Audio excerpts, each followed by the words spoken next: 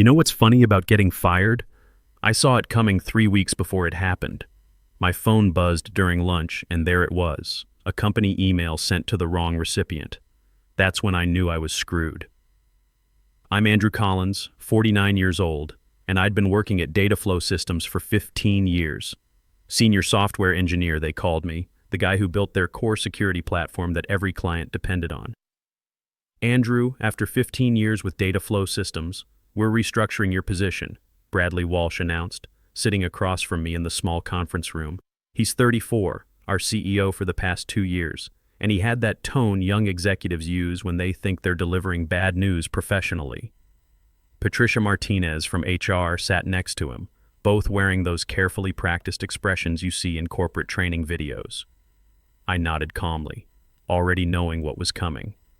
I understand, I said, keeping my voice steady. The relief that crossed their faces was obvious. They'd clearly expected anger, maybe some pleading from a 49-year-old engineer getting pushed out by the latest modernization initiative. What they didn't know was that I'd been planning for this moment since that misdirected email landed in my inbox. The company is moving in a new direction, Patricia added, sliding a manila folder across the polished table. Your contributions have been valuable, but we're consolidating the engineering division under the product development team. Inside that folder would be the standard package, 2 weeks for every year of service, health coverage for 90 days, and some career counseling resources I'd never use. 30 weeks of severance. Not bad, but not the point. We'd like you to clean out your desk by Friday, Bradley continued, gaining confidence from my apparent acceptance. We'll need your key card, company laptop, and phone before you leave.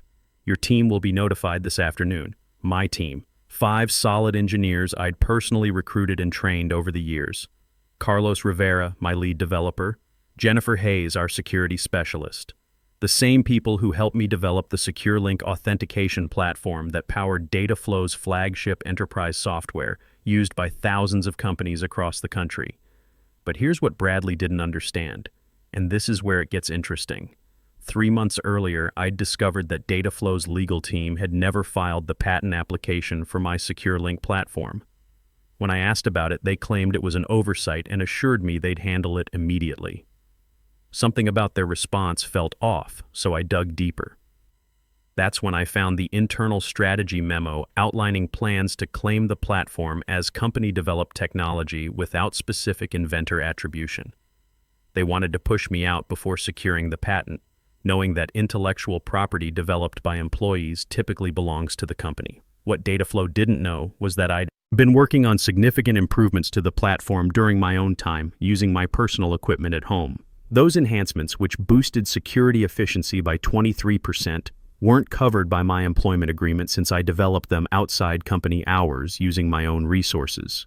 8 months ago, long before that misdirected email, I'd quietly filed for a patent under my own name, fully documented with timestamps and development logs showing the work was completed on evenings and weekends using my personal server. I'd even hired a top IP attorney through a contact of mine. Is there anything else? I asked, standing from my chair. Bradley and Patricia exchanged glances, clearly thrown by my composure. That's all for now, Bradley said. Thank you for keeping this professional. As I walked back to my office, I pulled out my personal phone and sent a quick text. It's happening. Friday is my last day. The response came immediately. Perfect timing. Contracts are ready. Dinner tonight to finalize everything. I smiled, looking at the calendar on my desk. Today was Wednesday. Friday, I'd walk out of Dataflow for the last time. Monday would be very interesting. That evening, I met Richard Pearson at Antonio's, an upscale restaurant across town from Dataflow's headquarters. As CEO of TechCore Solutions, Dataflow's biggest competitor, Richard understood the importance of discretion. He'd reserved a private booth in the back, away from curious eyes. They actually went through with it, Richard said, shaking his head after we ordered. I thought Bradley might reconsider when he realized what he was losing. Bradley never understood what I actually built, I replied, sipping my coffee.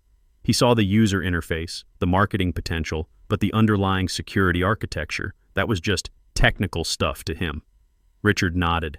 His loss is our gain. All the paperwork is ready. He slid a folder across the table. As soon as you sign, TechCore officially acquires exclusive licensing rights to your patent. The press release goes out Monday morning announcing you as our new Chief Technology Officer. I reviewed the documents carefully, though I'd already studied every detail over the past few weeks. A $550,000 signing bonus, substantial equity in TechCore, and ongoing royalties from all products using my platform. Not the $1.8 million some Silicon Valley companies throw around, but solid compensation for a 49-year-old engineer with a proven track record. What do you think Bradley's reaction will be when he sees the announcement? Richard asked. I'm more concerned about my team, I admitted. They don't deserve to get caught in this mess. Richard smiled. Already handled. We have positions for all 5 of them if they're interested. Senior roles with 30% raises. Perfect. I signed the final page and closed the folder. In one move, I'd secured my future, protected my team, and ensured my work would get the recognition it deserved. To new beginnings, Richard said, raising his glass. And to knowing your own value, I added. The real fun would start Monday. Thursday and Friday passed in a blur of exit interviews and goodbye conversations. I kept my professional demeanor throughout, even as rumors spread through the office. Administrative assistants gave me those sympathetic looks in the hallways. Junior developers approached me awkwardly, asking for LinkedIn recommendations before I left. The funny thing was, I actually enjoyed documenting everything for the transition. Every project, every password, every process that kept Dataflow's systems running. I was thorough, maybe too thorough. Dataflow would soon discover just how much institutional knowledge was walking out the door with me. My decision to leave comprehensive transition notes wasn't kindness, though. It was evidence that I'd acted in good faith while the company had not. You're really going all out with the documentation, Carlos Rivera commented, watching me update yet another technical manual. Carlos had been my lead developer for 3 years. Solid guy who actually understood the architecture we'd built. Just being professional, I replied with a smile he didn't quite understand. During my final exit interview Friday afternoon, Patricia went through her standard checklist with mechanical efficiency. You understand that any intellectual property developed during your employment remains Dataflow's property, she stated, pushing a non-disclosure agreement across the table. Of course, I replied pleasantly. Anything developed within the scope of my employment, using company resources, during company time. I emphasized those qualifiers slightly, but Patricia was too busy checking boxes to notice the distinction. And you confirm you have no copies of proprietary company information? I've taken nothing that belongs to Dataflow, I said truthfully. The patent was mine after all. As I packed my personal items, family photos, conference badges from 15 years of industry events, the coffee mug my team gave me last Christmas, Bradley stopped by my office. He leaned casually against the doorframe, trying to look relaxed. Just wanted to make sure everything's clear for your departure, he said, watching me place items into a cardboard box. Crystal clear, I replied, carefully wrapping a small innovation award I'd received for the very platform now at the center of my plans. The irony wasn't lost on me. You know, Andrew, these restructuring decisions are never personal, Bradley continued, using that tone CEOs practice in the mirror. The company needs to move in a more dynamic direction. I looked up, meeting his gaze directly. I understand completely. Business is business. Something in my tone made him pause. For just a moment, uncertainty flickered across his face, but he quickly dismissed it. What could a soon-to-be unemployed 49-year-old engineer possibly do to a rising tech company? Will you be taking some time off? He asked with artificial concern. Actually, I already have something lined up, I replied. I start Monday. Surprise crossed his features. That's fast. Anything interesting? I smiled, taping up the box. Very interesting. A leadership position. I'm quite excited about it. He nodded absently, already mentally moving on to other matters. Well, good luck with that. As I walked out of Dataflow's glass headquarters for the final time, key cards surrendered and personal belongings in hand, I took a moment to look back at the building where I'd spent 15 years of my career. On the top floor, I could see the executive conference room lit up for an evening meeting, likely discussing how to redistribute my responsibilities among younger, less experienced, and significantly cheaper staff. They had no idea that in 72 hours, that same room would be hosting an emergency crisis meeting instead. The weekend was peaceful.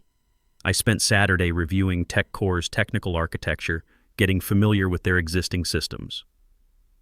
Sunday, I prepared for what would be an interesting Monday morning. My wife Sarah knew something big was happening but trusted me to handle it. After 22 years of marriage, she'd learned to recognize when I had everything under control. Monday morning arrived crisp and clear. I dressed carefully in my best navy suit, the one I wore to important client presentations. The TechCore car arrived at 7:30 to take me to their headquarters across town, where I'd start my first day as Chief Technology Officer. The press release goes live at 8 a.m., Richard informed me as I settled into my new corner office with windows overlooking the city. Our communications team is monitoring industry reactions. Should be interesting. The announcement had been crafted carefully over the weekend. TechCore Solutions acquires exclusive rights to revolutionary security platform. Welcomes creator Andrew Collins as Chief Technology Officer. It detailed my background, emphasized my role as sole inventor of the patented technology, and outlined how TechCore would integrate the platform into their product line. Most importantly, it clearly stated that any company currently using technology covered by my patent would need to negotiate licensing agreements with TechCore moving forward. At 8:15, my phone lit up with the first text from Carlos at Dataflow. "Dude, what the hell just happened? Everyone's freaking out here." I smiled, typing back, "Check your personal email. All 5 of you have job offers waiting." Meanwhile, 8 miles away at Dataflow headquarters, Monday morning was not going according to plan. According to Carlos's play-by-play updates throughout the morning, Bradley had arrived at the office to find the company's general counsel and CFO waiting at his door, both looking like they'd seen a ghost. The industry announcement had hit their inboxes simultaneously, setting off immediate alarms throughout the company. By 9:30, what should have been a routine start-of-week meeting had morphed into an emergency crisis session. Board members were calling in remotely, the legal team was frantically reviewing my employment contract, and IT was analyzing every line of code I'd ever written. "They're pulling servers from the data center," Carlos texted. "Someone just wheeled in 3 rack units for the tech team to examine. This is insane." I could picture the scene perfectly. Bradley pacing the conference room, demanding explanations from Patricia and the legal department. The stock market wouldn't open for another hour, but word was already spreading through industry circles. At 10:45, I received an email from Bradley himself. The desperation was practically radiating from my screen. "Andrew, there appears to be a serious misunderstanding. Please call me immediately to discuss this situation." I forwarded it to TechCore's legal team without responding. They replied within minutes. "Perfect. Let him sweat. We're ready for whatever they throw at us." The real show was just beginning. By noon, the industry was buzzing. Dataflow's stock had dropped 12% since market open, while TechCore had gained 8%. 3 technology journals had already requested interviews about the strategic move that was shaking up the enterprise software industry. "How does it feel?" Richard asked, stopping by my office as I reviewed TechCore's development roadmap. "Honestly? Validating," I replied. 15 years of watching others take credit for my work, of being told I should be grateful just to be part of the team. And now, finally, proper recognition. My new assistant appeared at the door. "Mr. Collins, the engineering team is ready for you in the main conference room. Also, Dataflow's CEO has called 8 times in the last hour. Please let him know I'm in meetings all day," I replied calmly. "Our legal team will reach out later this week to discuss licensing options." As I walked toward my first meeting as CTO, my phone buzzed with another update from Carlos. "Emergency board session just started. Bradley looks like he's about to lose it. HR is in full panic mode. P.S. My whole team accepts your offer. When can we start? Perfect." I typed back, "Next Monday. Welcome to TechCore." The engineering meeting went better than I'd expected. TechCore had solid people, but they'd been missing the kind of architectural vision that comes from years of building enterprise-scale systems. As I outlined how we'd integrate my security platform with their existing products, I could see the excitement building in the room. The early integration tests show a 23% improvement in authentication speed, reported Lisa Parker, their lead systems architect. "But we think there's room for even more optimization." "There is," I confirmed. I had several refinements I never shared with Dataflow. After I discovered they were planning to eliminate my position, I saw no reason to give them my best work. By Wednesday, the industry fallout had intensified. 2 major clients had contacted TechCore about switching platforms, concerned about Dataflow's ability to maintain their product without the security technology's creator. Our stock had risen another 4%, while data flows continued sliding. I received a call from Patricia Martinez, the same woman who had slid my severance package across the table just 5 days earlier. "Andrew," she began, her voice carefully professional but with an edge of desperation I hadn't heard before, "I'm calling about the situation with your patent. We believe there may have been a misunderstanding about ownership rights." "I don't think there's any misunderstanding," I replied calmly. "My employment agreement clearly states that intellectual property developed on my own time using my own resources remains mine. The patent documentation confirms exactly that. Bradley was hoping you might consider coming in to discuss options." "Any discussions would need to go through TechCore's legal department now," I responded. "I'm sure they'd be happy to set up a meeting to discuss licensing terms." The silence on the other end stretched for several seconds. Finally, Patricia sighed. "I'll pass that along." That afternoon, I led my first formal presentation to TechCore's board of directors, outlining our technology roadmap with my security platform at its center. As I stood confidently at the head of the boardroom table, not hidden in the background as I'd been at Dataflow, I caught approving nods from several board members. "The market response has exceeded our projections," Richard told the board. "We're seeing interest from sectors we hadn't even targeted yet."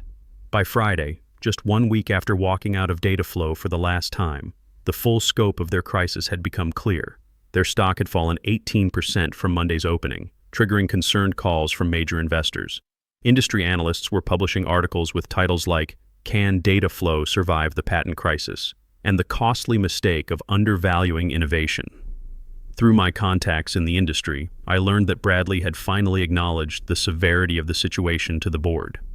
Dataflow would need to either license my technology from TechCore, likely at rates that would significantly impact their profit margins, or undertake a complete rebuild of their security infrastructure without using any technology covered by my patent.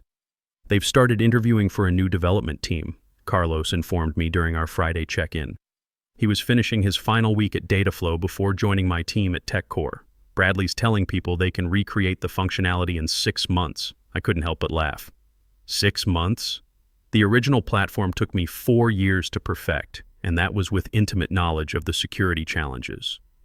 "Exactly," Carlos agreed. "Nobody's buying the timeline, especially after your entire team posted resignation letters simultaneously. The institutional knowledge walking out the door is massive." That afternoon, Dataflow's attorneys finally reached out to TechCore to open discussions about potential licensing arrangements. Our legal team, following the strategy we'd developed, responded with terms that were technically fair but strategically painful. 3 times the standard industry licensing rate, plus public acknowledgement of my role as the technology's inventor. "They'll fight the acknowledgement more than the cost," Richard predicted as we reviewed the response in his office.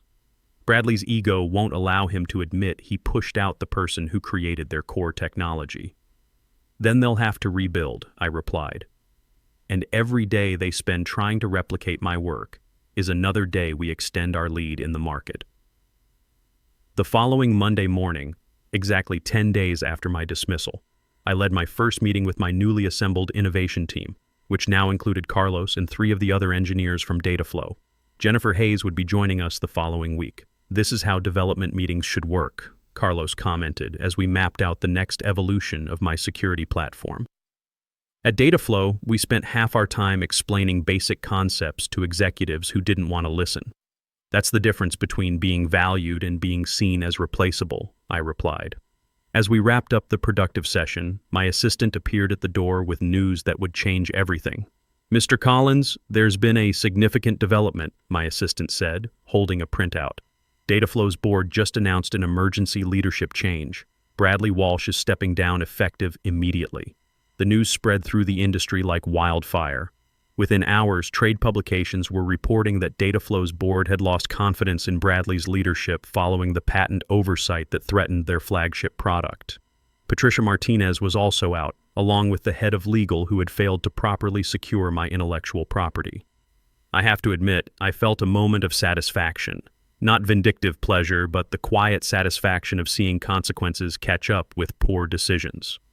That evening, I received an unexpected email from James Morrison, Dataflow's newly appointed interim CEO. Unlike Bradley's increasingly desperate messages from the previous weeks, This one was straightforward and respectful. Mr. Collins, congratulations on your new position. I've been brought in to help Dataflow navigate this situation. I'd like to discuss a reasonable licensing arrangement for your patented technology.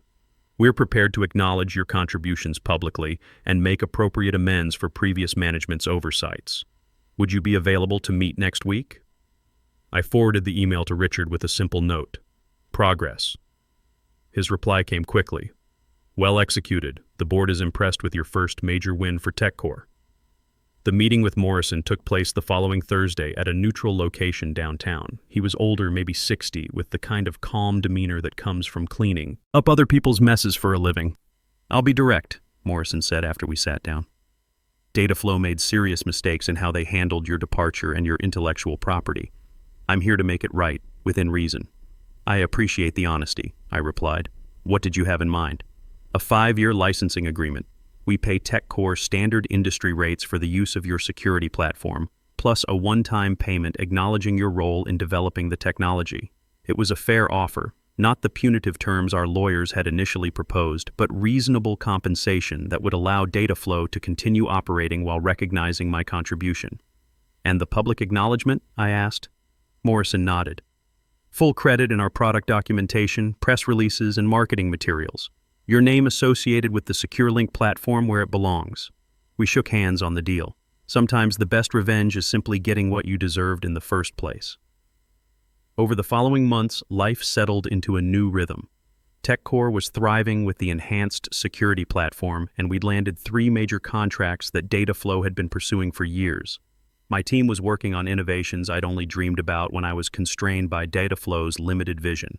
The industry took notice. 6 months after my departure from Dataflow, I was invited to deliver the keynote address at the National Technology Innovation Conference. The same conference where, just a year earlier, I'd sat in the back while Bradley presented his company's innovations. Ladies and gentlemen, the conference organizer announced to the packed auditorium, please welcome Andrew Collins, Chief Technology Officer at TechCore Solutions and creator of the SecureLink authentication platform that has revolutionized enterprise security. The applause was substantial as I approached the podium. My presentation focused on the technical evolution of enterprise security, but I also touched on broader themes of innovation and recognition in the technology sector. Innovation doesn't happen in a vacuum, I told the audience. It comes from real people solving real problems. When companies properly value and protect their innovators, everyone benefits. The company, the industry, and ultimately the customers we serve. Afterward, during the reception, several experienced engineers approached me. One guy, probably in his early 50s, said, "Your story changed how I think about protecting my work. I've started keeping detailed logs of everything I develop on my own time." "Smart approach," I replied. "Your innovations deserve protection." Another engineer, a woman in her 40s, added, "It's inspiring to see someone our age not just survive corporate politics, but actually win." A year to the day after being told to clean out my desk, I sat in my spacious office at TechCore, reviewing our annual innovation report. Under my leadership, the company had released 6 new products built around my security platform, capturing significant market share from Dataflow and other competitors. Richard knocked on my door, carrying a bottle of champagne and 2 glasses. "Anniversary celebration," he announced, setting the glasses on my desk. The board asked me to share some news personally before the public announcement. TechCore has officially achieved the highest market valuation in company history. I smiled, feeling genuine satisfaction rather than vindictive triumph. That's what happens when you invest in innovation properly. As Richard poured the champagne, my assistant delivered an elegant envelope. Inside was an invitation to speak at the Technology Leadership Summit in Seattle.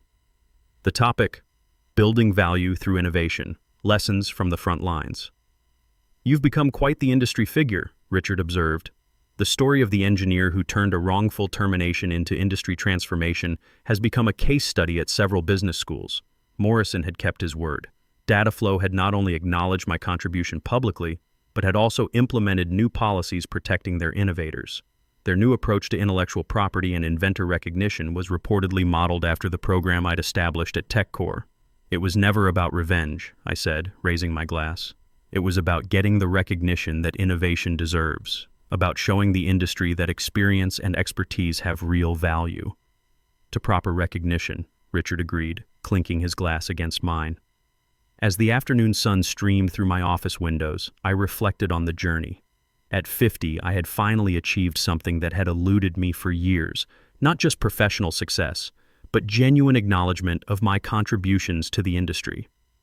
My name was permanently associated with the security platform that had changed enterprise authentication. After 15 years of being one of our talented engineering resources, I was finally Andrew Collins, the innovator. That's where my story really begins.